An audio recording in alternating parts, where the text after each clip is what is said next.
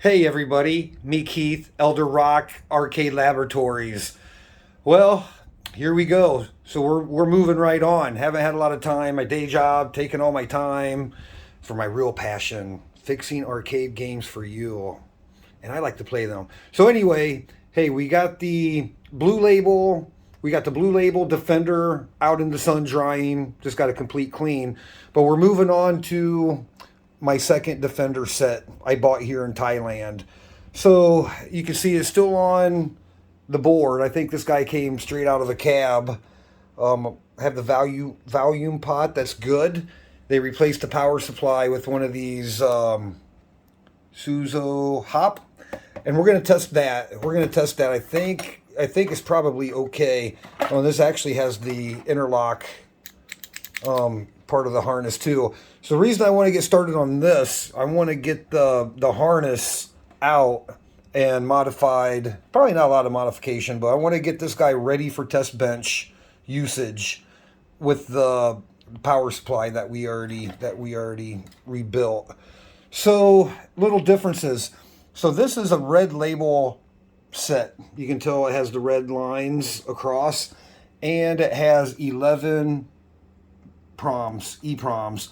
I think this is number 5 or 6. Number 5 is missing. Blue Label out there has 11, 10, 10. Let's see.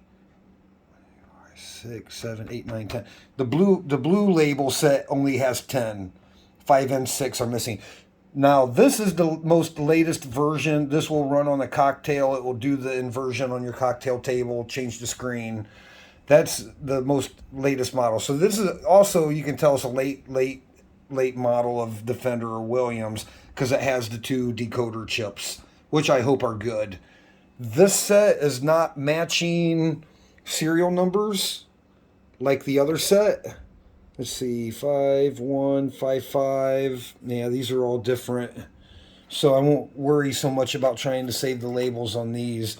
But we're going to get this guy off of the board, onto the bench. We're going to get this wiring harness off and get it set up. And then I think this board we're actually going to power on.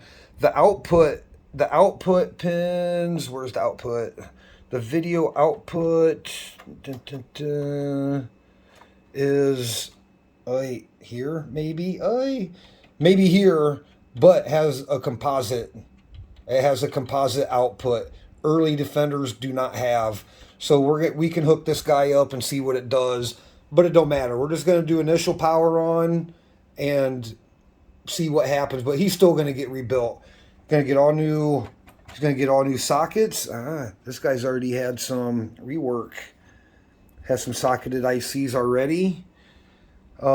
We have one new ROM that's been done, 2716. And then hopefully have a couple good CPUs. I'm pretty sure on Blue out there had a bad 6809 on the main. The socket was white and it was burnt, and I put him in the my 6809 tester, and it's hot. Ooh, it was hot, and the lights were all blinking crazy. So that's what's going to happen with this guy. Now that I'm into the boards, I think we're going to make good progress. Have my test cable, my test harness right here. I'm really, really happy about that. I'm really happy. I was primed up to make one, but I already have one here. So, all right, let's get this guy off of the board and onto the bench. Hey everybody, me Keith back, Elder Rock back on the bench. Yeah, sorry we've been taking a little break. Well, actually not a break. I've been busy with my day job. So I travel for work. I live here, but sometimes I travel from here. So I travel and travel for work. My day job basically means I'm not here on the bench where I love to be. Okay, so kind of put the brakes on the Blue Label Defender for now, and we're gonna come back to now. We're gonna get started again on this Red Label Defender board. This is a later version. This is the later version of the Defender board. The layout of the board is different. This has a composite sink. The early version does not.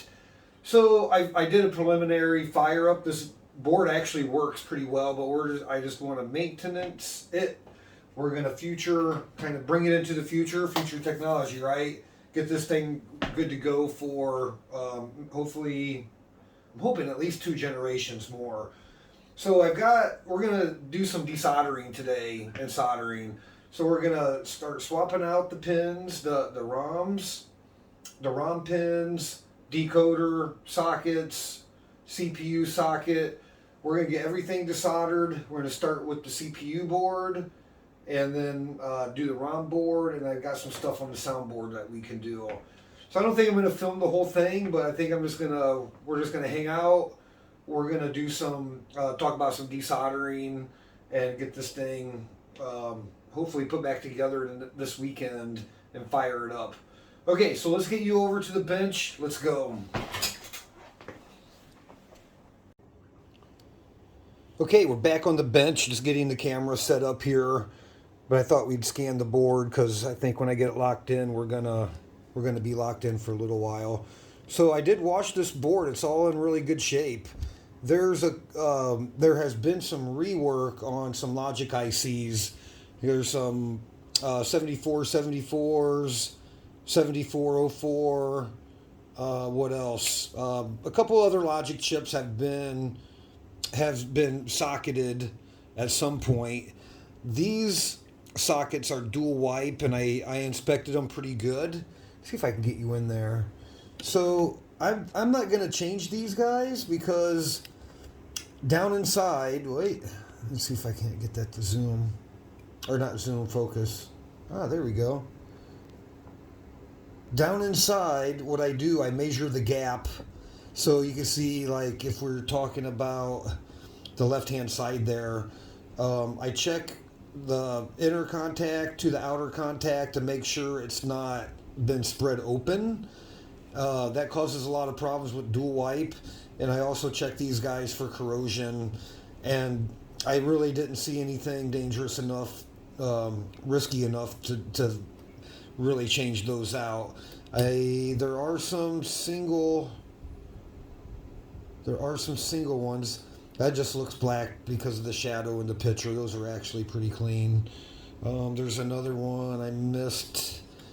Yeah, that guy. There's a single wiper, single contact socket. We'll pop him off, and we'll replace him too. But yeah, I cleaned the board up. Looks really great. I got the header pins out. So when we resolder, we'll go ahead and, yeah, somebody also put a machined one in, a machined socket. Oh, that's the, this is not a decoder. The decoders are up here. That's is that the battery RAM? I have to look. I didn't see what that one was. So you can see. So okay, so now I have the socket bodies all popped off, and we're gonna go ahead and just work on pulling the pins. Now I desolder a couple different ways. It just really depends. The board really just kind of depends. Really depends the board, actually, what I do. So let's just because I'm not going to film the whole thing, I kind of show you what I do for this. So we've got, man, multiple banks. We have three banks of RAM, and I believe each bank has its own read and write enables. I could be wrong. I'm gonna have to go back and look, but I do know continuity wise, a lot of the address buses and the data buses are actually common that go all through, and I'll show you. Let's go ahead and I'm gonna go ahead and throw my beeper on here since we're not gonna film all of the soldering and desoldering. Let's just put this thing in continuity.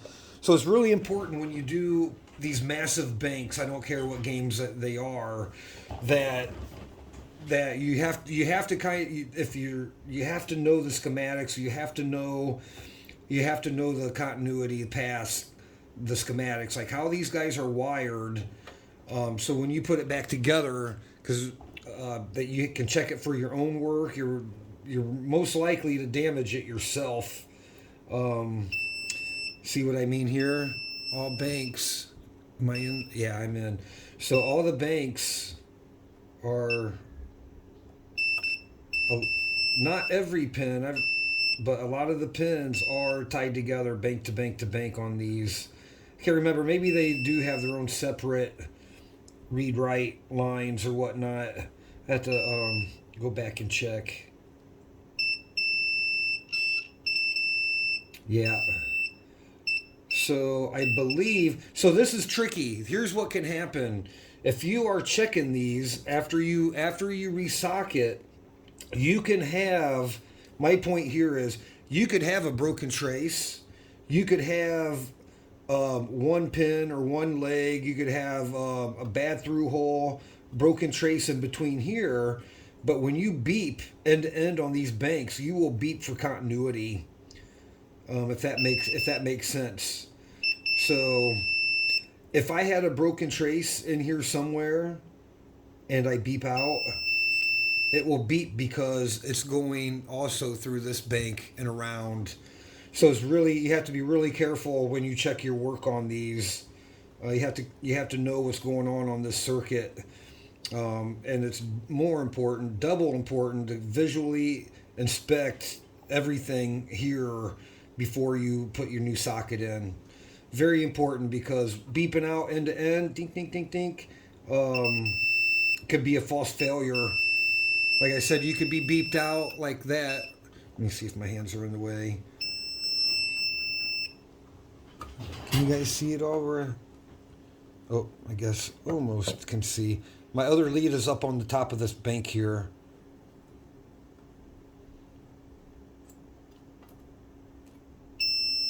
So yeah, you can be beeping out like that.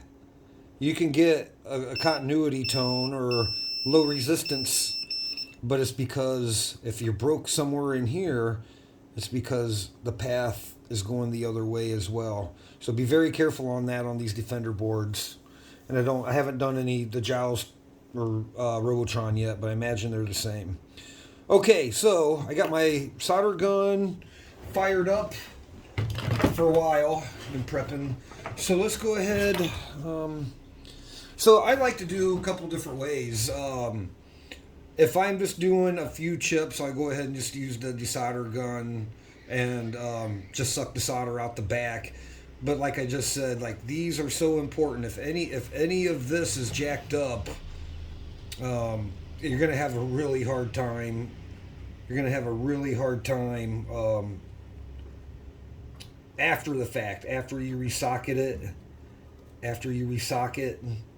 and it's gonna be really hard to find.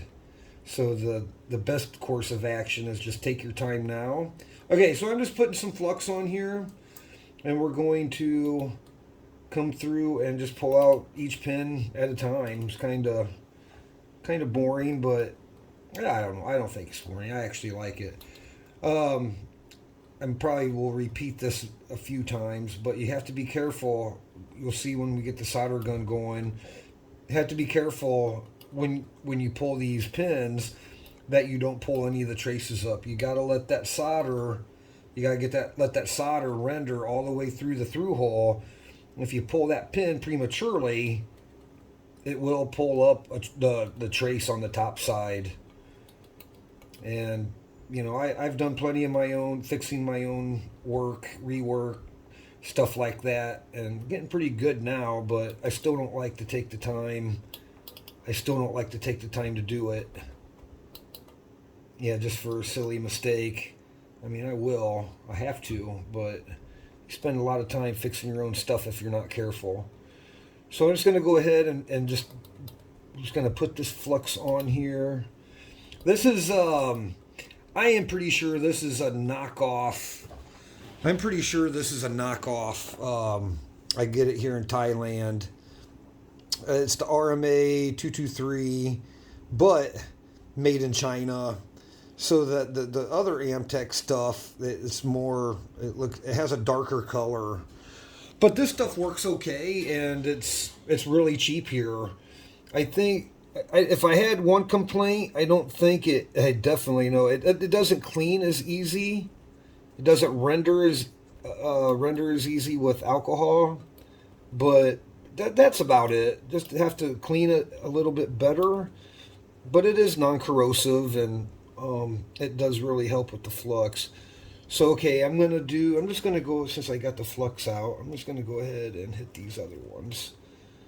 Because even though we're not probably gonna do them all together, I am gonna do them. So I'm gonna go ahead and hit every pin on here that I've got the case off of.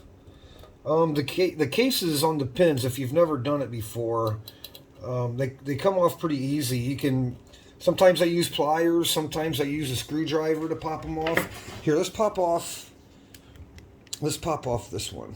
Why we got you here? I've got to pop this one off. So let's see. I'll use the screwdriver method, I guess. I'll use the screwdriver method. I just usually use something. I got like an eraser here or something that I'm going to lever with. Wait, I can't really see that with my big old hands in the way. Let's see, maybe I can pop it off from this side. I'll just use my hand. That's fine. Oh, yeah, kind of hard to get to with the angle here. It's easy if I'm doing it by myself and I don't have the camera out, trust me. Oh, just like that. Yep, you don't gouge into the board or anything. You just kind of catch the lip of that. Pops right off. My hand was probably in the way, but you get the point. And we'll just go ahead and hit him too.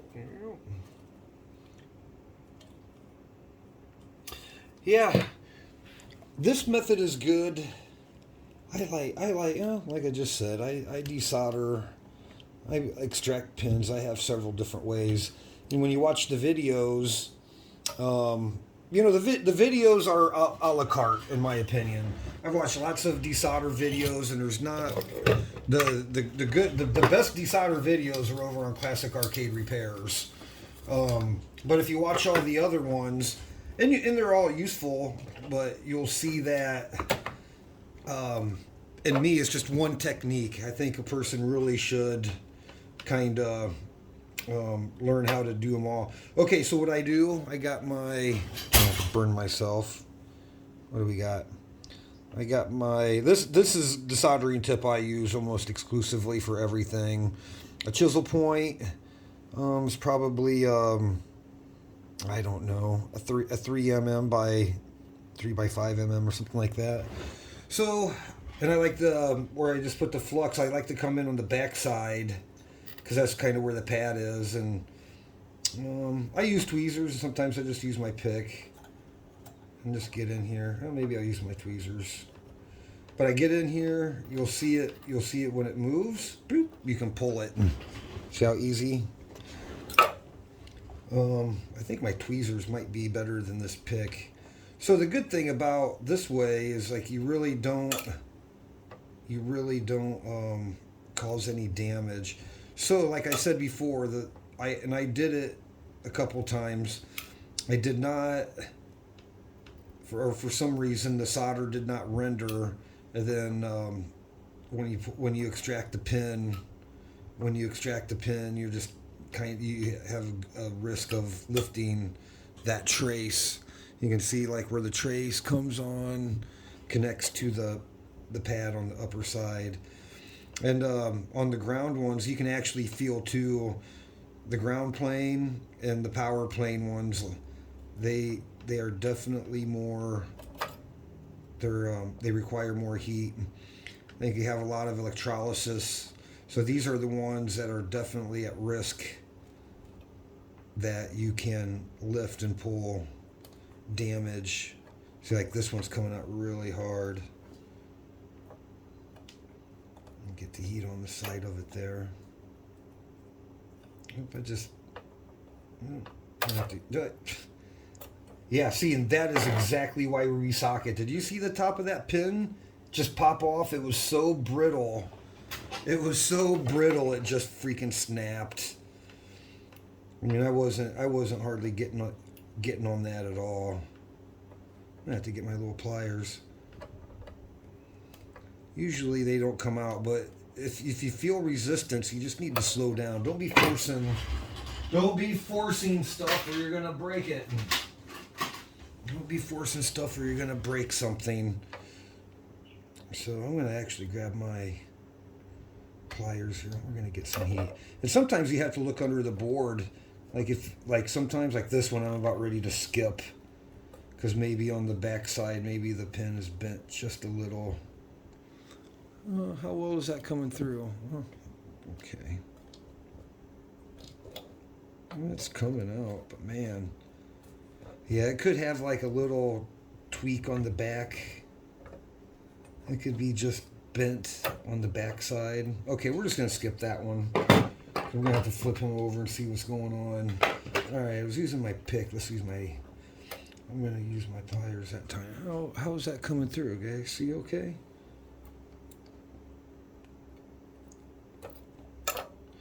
And I have a little can. You could just pluck them and leave them, but I got a little can here. I like just to throw them as I go. And you got to be careful.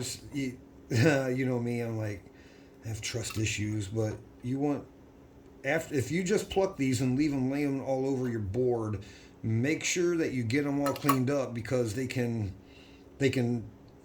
actually fall down or get kind of wedged in other ICs, like these little metal, and create shorts.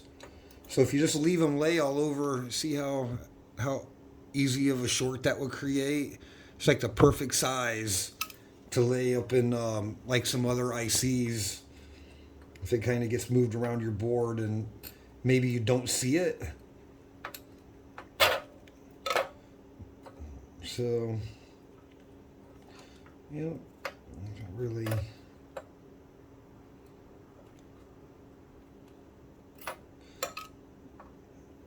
Yep.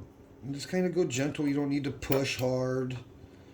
Just need to lay. What I do, I put the chisel part up on the pin and kind of the side of the iron down on the pad, so it gets the pin nice and hot. And then the side of the iron is definitely hot enough to render. So it's like a good distribution of heat. Yeah, it's a long and lengthy process, but when you think about how many years this can be played, or how many more years at least that your games or boards are going to be good for, it's worth the time. Anything you do is definitely worth doing right.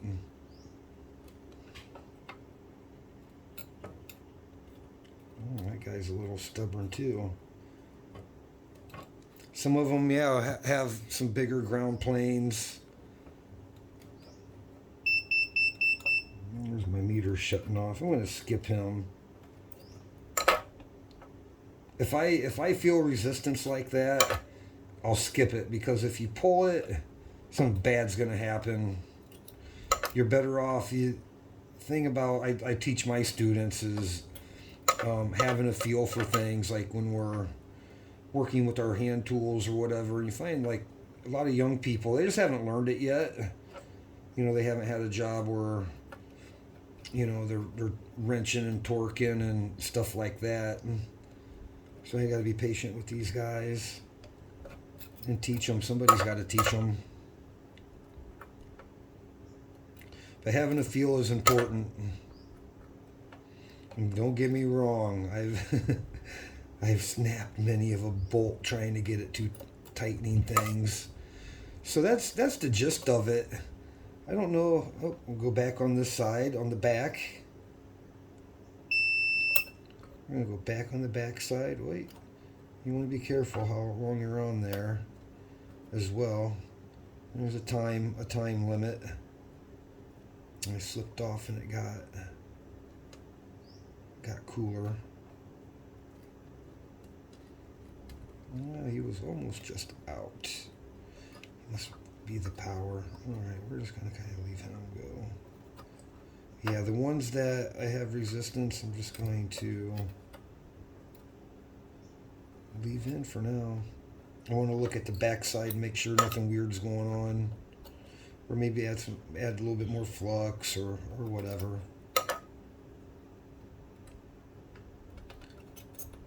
Yep, stick it on there. Ooh, you see it move. Oh, if I can be quick enough with the... Usually I got my lens down, magnified. That's okay, I can still see okay. When it moves, you kind of know it's rendered all the way through. All the way through.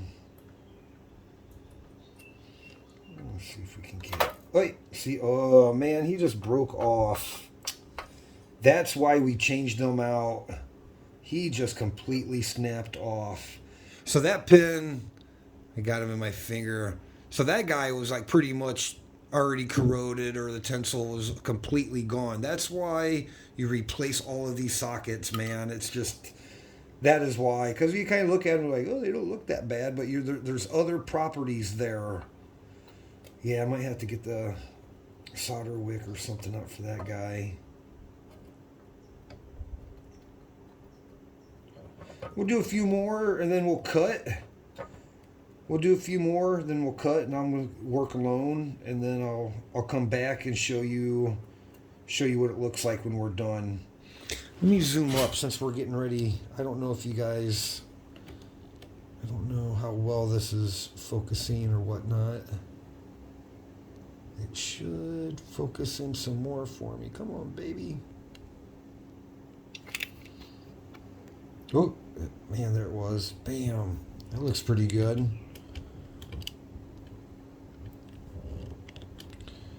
Let's do a couple more in this top row.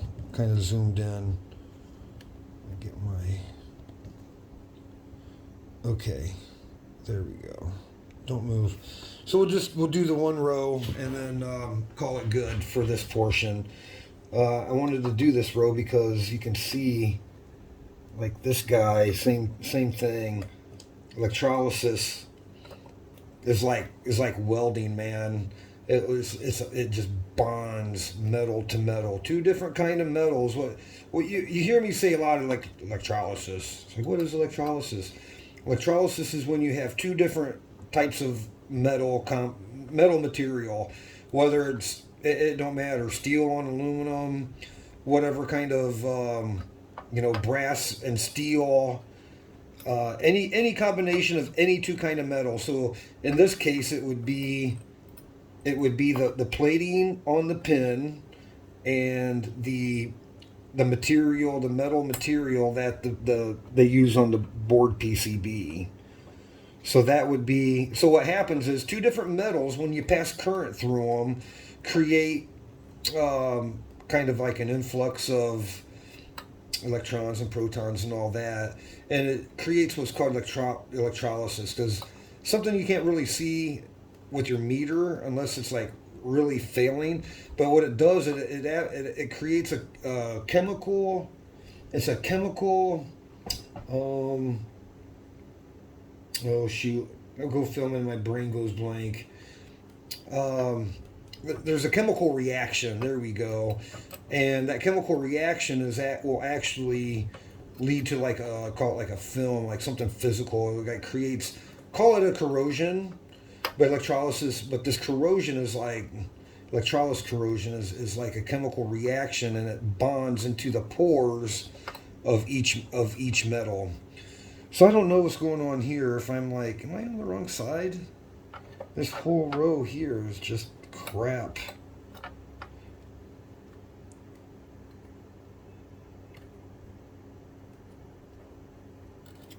There we go. I don't think I didn't have my angle on there good.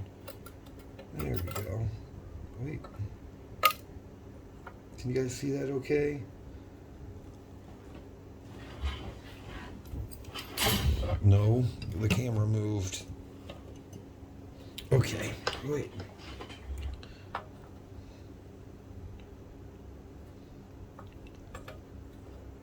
like to get on the back where there's a little pad exposure. See how that thing moved?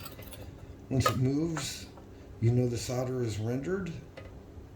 Yeah, so electrolysis is real. I mean, you guys that have done a lot of desoldering knows. I mean, I was a welder for years, so it's kind of, I dealt with the same thing on a lot of projects, a lot of things I worked on that things were just like basically bonded together, one piece. So like I worked in high voltage, so high voltage connections actually use a transition plate where the two known, there's like a plate of the two known metals that make one metal plate, and then the electrolysis doesn't come into effect. But when you're talking 15,000 volts and stuff like that, yep, there it goes. Jeez. Come on. Oop. Maybe the backside here is better. Yeah, these two didn't want to go anywhere earlier. Yeah, so you want to be super careful. You want to be super careful. There we go. I have to come back and get it. Okay, so I think you guys get the point. So that's step one of the pluck. I call it the plucking method. So that's step one of the plucking method. Go through, pluck them all, and then we'll come back, and then we'll clean out all of our through holes. Very, very low intrusive way of desoldering. It's very time intensive, but it is a way to it is one method that create like the least amount of damage to your board.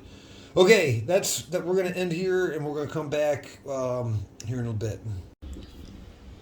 Okay, guys, hey, we're back, and I'll show you. I just got the camera set, but you can kind of see here, all the pins are now plucked. So now we're just left with cleaning the solder holes, cleaning the through holes out. So I got my solder gun. She's cleaned out, ready to go, and we're gonna go through and just gonna kind of show you how I do it. And we're just gonna clean out some of these through holes from the top side, from the part side, and then probably cut, and then I'll get to the rest of the board. But I'm hoping I've got like a decent angle here. Okay, so I usually just come. I don't think my hand is in the way. Can I zoom up anymore? Yeah, but it's not really like focusing real well. I think that's good. Let's roll with that and see what we got. So okay, let's go through. Usually I just kind of try to get some sound. Come on.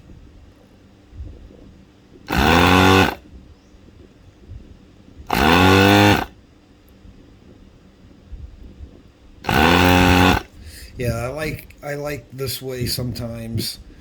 Does a really good job cleaning the through hole. Oh. If it doesn't get it like the first time, try to get some more solder in there and try to get everything out.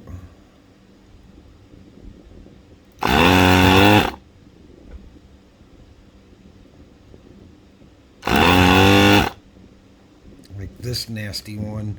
I think there's actually a pin broken in this one.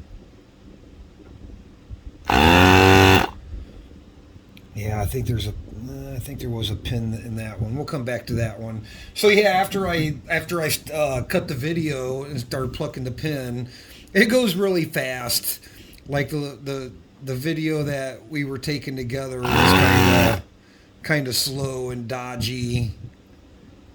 But after I cut the video, or stopped the camera from rolling, I got through those pins pretty quick. I think it took me like maybe an hour or something.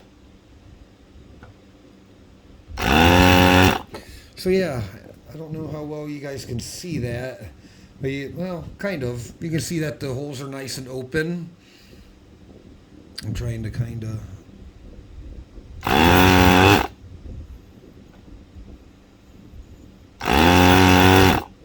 Yeah, you don't want to push down. I actually kind of keep the weight up a little. I don't like the tip like dragging excessively on the board. All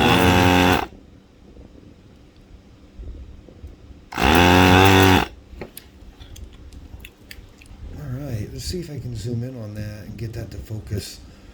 You can see how it does a pretty decent job. The pads are nice and tinned on the top. And then, yeah, that's about it. So that's kind of the method for the pluck in. Then you kind of get to go back easily. Let's just do some more here together. Okay. Yeah, it's just tedious, but man, it really pays off having all new sockets. It really does. I kind of like use the tip to melt. Yeah, you don't want the tip to make a lot of contact with the pad. But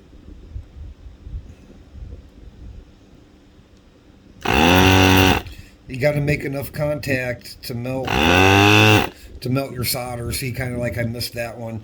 The camera's like right in my way, so I'm kind of at a weird position here. I don't like to be on there very long. But again, you know, it kind of goes back to that feel thing. Every board's going to have its own feel. The solder is going to be more oxidized, a different makeup, and heat ranges are just going to vary. I'm not one of those guys be like, oh yeah, you need to put it at 300 or 400 degrees or whatever. I adjust my gun my heat to the board. So it's just kind of knowing your own equipment. Yeah, like that guy. Let's see. Gotta get some solder melted on him. Yep, there she went. There's still a little bit more in there. That's on a ground plane, so got old nasty solder in there.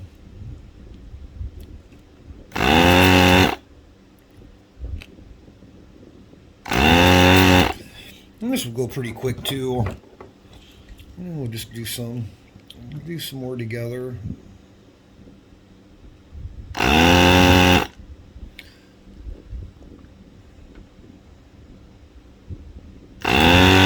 Well, trying to watch through the camera, I totally missed it.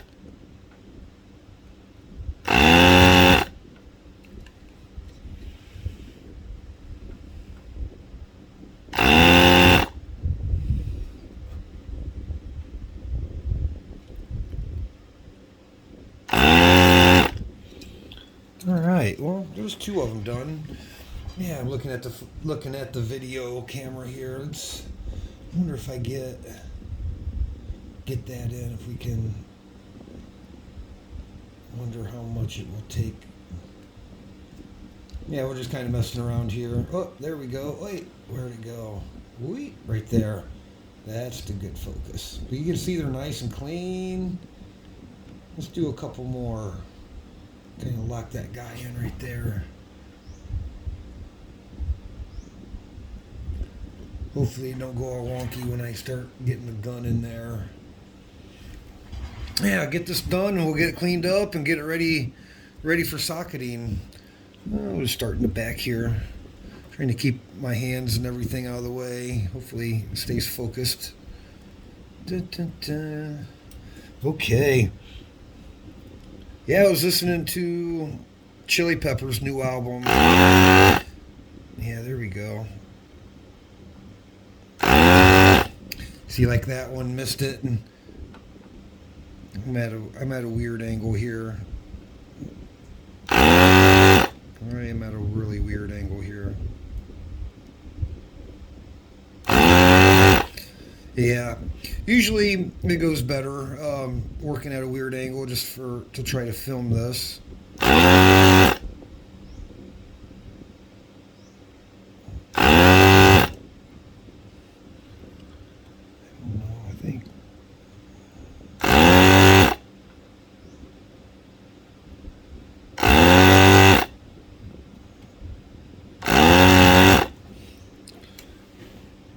tell if that's flux down in this one or just it didn't go.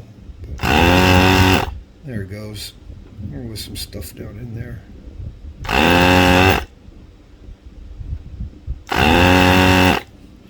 Yeah, I'm keeping the weight up off of the board. I don't like that metal on metal friction. Just enough to kind of melt in through the journal and create a good enough seal for the vacuum. Yeah,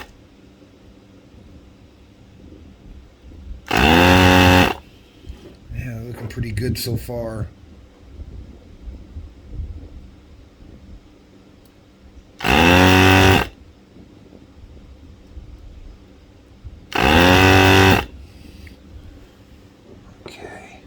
I think those last two I actually didn't get because I'm not looking at it straight on like I normally do. There we go. You can also kind of bring your gun down onto the wire, like if you want to come straight over top of it. It kind of works too. I like to kind of come in from the side when I can if I have room. Come in from the side, melt the wire. And then suck when I sweep over.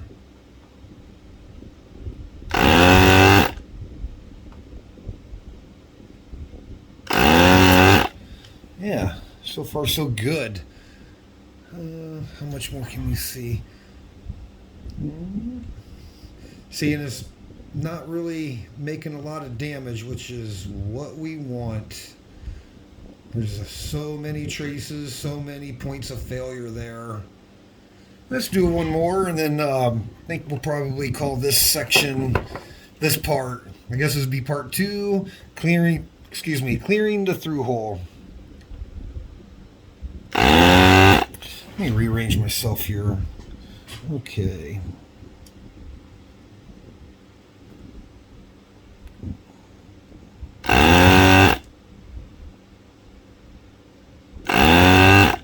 See, like this one is cruddy. There she goes. You just got to be careful. If you have to hit it more than one time, you got to be so careful. Because once that pad gets hot, you risk lifting it super easy. So it's best if you can get them in the first go. And if you're new at this, like I said earlier, I think the best thing is just take your time. Don't try to go fast. You got to go with the feel of the board and your equipment. My equipment is not going to be the same as yours. So it might take not so long to melt and suck, or it could take longer.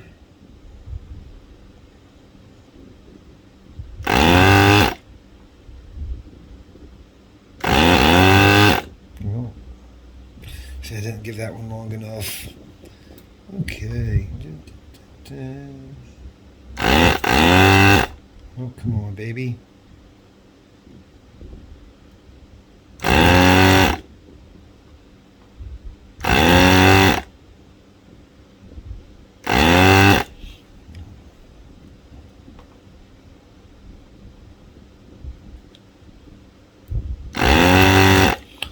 we go. Do that top row, and I think you guys have the point for the most part. This is a good way to clean through holes.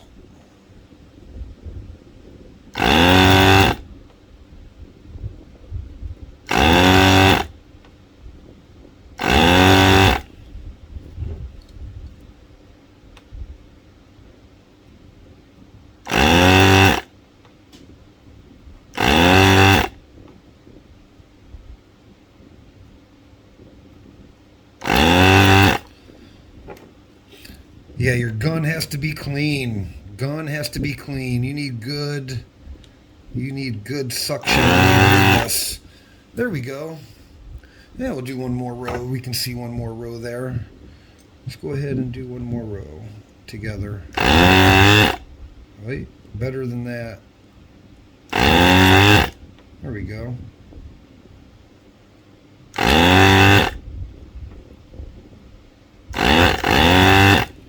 Ooh.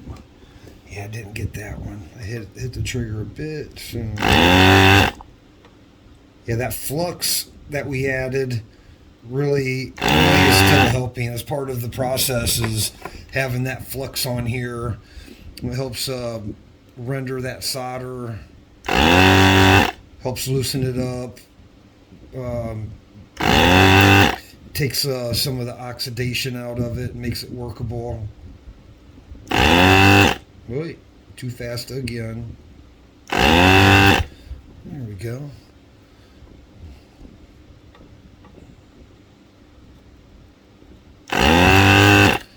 All right. So kind of getting through them quickly. That, you know, it takes me a little longer when we're doing it on camera. But you can see pretty much those are clean. Those are cleaned out. Those are cleaned out enough. New socket should drop right down in there. Okay, so let me work off camera, get the rest of these all cleaned up, and then we'll come back with, I think, socketing. So, and you know me, guys, like I can't help not mess with things. So those dual wipe sockets, I said, oh, they look okay. I'm gonna leave them. I didn't leave them. I did not leave them. I went ahead and pulled them out.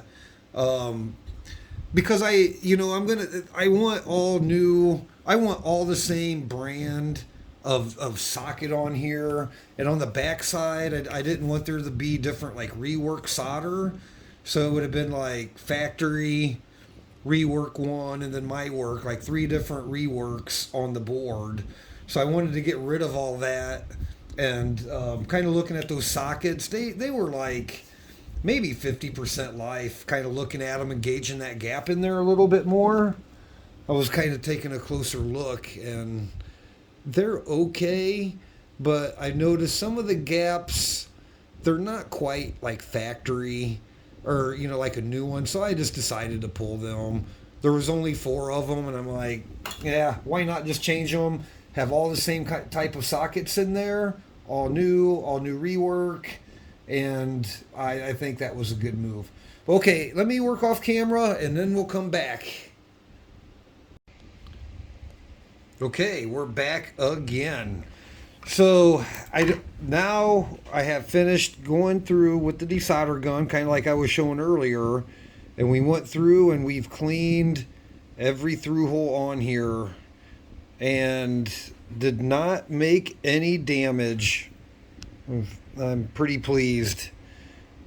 Yeah, no damage. I already buzzed them out. I could have done that on camera, but I buzzed them out. I went ahead and cleaned up the excess flux and have this thing ready to solder in the sockets. Okay, so we have the 3 banks of rams, I think 1 byte rams per bank. So we've got 8 what would we say, 8 bytes wide per RAM bank. So other things here. So I went ahead. Let's look at the CPU. Okay, things about cleaning up if you do the pluck method. So I went through. I should have filmed it, but I went through with some Q-tips and some paper towel, and Q-tips first under the lens, because you do create a lot of FOD. So you do want to go through and inspect kind of when you're doing your initial clean for FOD. My gun, it likes to make little solder balls, and you can't even really see them until you Q-tip them up. But those little solder balls can get in between your legs of your sockets and cause a short. So it's really beneficial to go through and do a very good inspection on everything that you desocketed. Look for traces that are not connected or maybe about not to be connected. FOD, kind of any last minute corrosion, anything kind of weird that you see. Now's your chance to go in. Probably, I like to take pictures here too, See, I think right there's some crap. Yep. So, yeah, we'll go through and kind of clean her up again. But a lot of sockets on this one, but that's okay. The 4 I removed, I'm glad I did. There was nasty crap under them and probably saved some problems. The other things, you know, you're always doing visual. I do have some chips that I do see a lot of corrosion on. Just a couple, like where the corrosion's actually bad and kind of looks like it might be going up into the body. But I already know this board works, so. But I probably go through and clean those legs, the really corroded ones. Okay, so while I had everything out, I went ahead and retinned all my header pads. Cleaned those out again just to make sure they're nice and clean. Same with the capacitor, the voltage, like filter capacitors. Clean those guys up, ready to go back together. I think I would have resocketed this guy, this machined socket, but it's a 22 pin. It's kind of an oddball, 22 pin slim. So, looking down in there, I don't know if that's brass. I think it's clean enough. Regardless, I don't have a socket, so we're gonna leave him. So this board actually looks pretty good. And another thing, kind of looking, I like to make sure, you know, that all the holes are absolutely clean. There's nothing worse than getting ready to drop some sockets in and then have one like half full or something like that. You start, you know, you really can, I've pushed the pins out of my sockets before they pop up. But yeah, I think we're good to go here. Everything's nice and clean. Looks like everything's cleaned out 100%. I should be able to drop these sockets in and solder them up without too much problem. So that's what we have going on the part side. Looks pretty good. The board looks good. I'm real happy with the way it looks. And you know, you got to worry kind of about both sides, even though this is what I like about the pluck method. You don't harm any of the pads on the solder side. You don't lift any pads, nothing weird or crazy back here when you do it all from the part side. So those guys are all pretty well cleaned up, ready to go. I did use my gun, you know, on those 4 dual wipe sockets. So I got some flux back here. We'll come back and clean up after we solder. Kind of same thing. With the header pins, everything cleaned off, ready to make good contact, good solder. Let's see. I think that's it for the solder side. But I think I'll probably get the buzzer out again and just go through and get my pointer and just to make sure like none of these ground planes, I don't know if that's ground or power. What is that? That would be I think these are power pins actually. But I'm going to make sure that all of these are good. That's it's going to be pulling. That's where it pulls all its power from and grounds. So I'll just go through again and check all of my power and grounds. I might actually buzz that section out again. Can never be too careful. But yeah, you go through and you inspect all your traces, pads, everything looks good. I was going to point out something to beware of. This is kind of a good example. And I already kind of mentioned it with the FOD. You just want to make sure, again, like there's no FOD in between your pads, especially on the part side where you can't really see that good. Because if you get a good through-hole solder, you could actually bridge things together. So you don't want any crap, any FOD, anything that could create a short in between. So I think that's just flux residue here, but I usually go through and scrape that out and clean it and get it down to the solder mask. so I don't have to worry about it. Nothing worse than having to troubleshoot this stuff once the sockets are on. Yeah, go through and just check everything. Yeah, actually it all looks pretty good. See, like right here, there's some weirdness. I'll get that under the lens. See how close these pads are to traces and stuff? Really have to be careful. Really have to be careful. Some of that solder mask comes off. It just takes a tiny piece of FOD under that socket to create a short, and then you're troubleshooting forever. So, and I like to take pictures of this stuff because I can always come back if I got a problem, if I have a grounded data or grounded address line. I can always go back and look at these spots in my pictures and check them. I mean, there's no way I'm going to remember all of them. But, yeah, I think it looks pretty good. So I think we're going to take a break now. It's 5 o'clock here. It's time to go work out. And that was a long couple hours getting this guy ready. See, when I come through, I mean, I'm always doing visuals. Like, I'll come back through, like, I'm just weird. I don't like any of these. I don't like anything like this bent. I like them all straight. So I'll come back through and straighten up all of these legs. Make sure everything's, like, straight and uniform. See, that's just so much better. And, you know, poking around on even like resistors and diodes, good chance to really to find out what's going on with them. Just sometimes by looking at them, you don't know the whole story, and you go kind of poking at them. And I've had them crumbled. I've had them look like perfect, like this one, and like going straight, like kind of straight in the pin, like they just crumble because they're burned up or something. So just kind of giving everything a double check. This one's already got a coin socket on it. But I'm pretty happy with that. That's kind of what we did this afternoon. Everything looks nice and clean. All right, well, thanks for watching, and then I guess that's the end of part 2. We'll get into part 3, the socketing. We'll socket. Maybe we'll get into that this evening. Depends on how beat up I feel after my workout.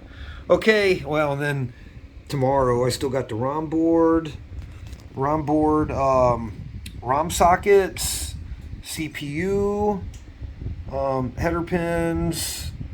I think there's some capacitors on this one. I know I ordered a cap kit for this guy, so hopefully they kind of work. Same deal, I got CPU and ROM socket on that guy. Looks like I got some stuff out here. I'm not capacitor maybe. Yeah, there's some stuff missing there. I have to go back and look at my log. And we got header pins on this guy. So that's where we are with the red label. Yeah, red label, the later version Defender. Okay, that's it. Bye.